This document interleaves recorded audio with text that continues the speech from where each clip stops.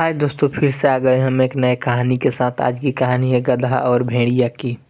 सुंदरबन जंगल के पास एक बहुत बड़ा घास का मैदान था, जिसमें एक मोटा ताजा गधा रोज उस मैदान में हरी घास चरने आया करता था। एक दिन वह घास के मैदान में बहुत अच्छा से घास खा रहा था। वह घास खाने में इतना व्यस्त था कि वह इधर उधर देखे बिना ही बहुत मजे से घास खा रहा था। तभी जंगल से एक भेड़िया वहां आ गया। वह भेड़िया शिकार करने के लिए निकला था। भेड़िया को बहुत जोरों से भूख लगी थी। तभी भेड़िया की नज़र मोटा ताजा गधे पर पड़ा और भेड़िया मन ही मन बहुत खुश हो गया। वह सोचने लगा, इस गधे का शिकार कर लूं तो बहुत दिन तक भोजन की तलाश नहीं करना पड़ेगा। फिर भेड़िया जाके एक पेड़ के पीछे छुप गया और गधे पर नज़र रखने लगा। फिर क्या हुआ, घास चरते चरते गधे की नज़र भेड़िया पर गया और वह समझ गया कि भेड़िया उसकी शिकार करने की फिराक में है। वह सोच ही रहा था कि भेड़िया उसके पास धीरे धीरे आने लगा।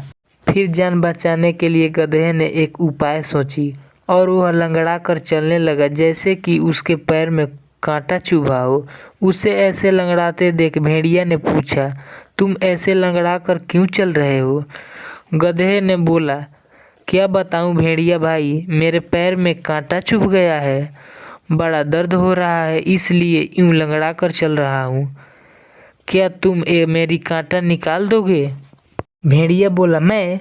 फिर गधे ने बोला, मैं जानता हूँ भेड़िया भाई, तुम मुझे खाने के बारे में सोच रहे हो। अगर जब तुम मुझे खाओगे तब एक कांटा तुम्हारे गले में जाकर अटक सकता है, इसलिए इसे तुम्हें निकालना जरूरी है। भेड़िया ने सोचा, गधा सही बोल रहा है, खाते समय मैं बेकार की मुसीबत क्यों मोल लूं।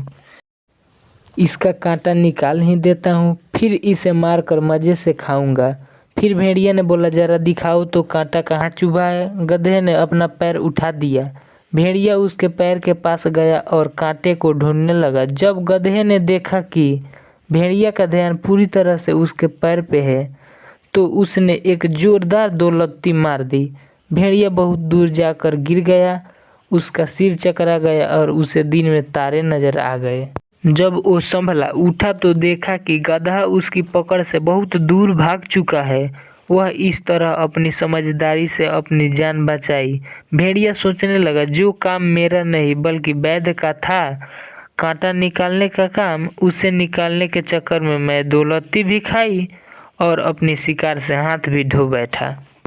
फिर से वैसा काम नहीं करूँगा जो मेरा नहीं हो।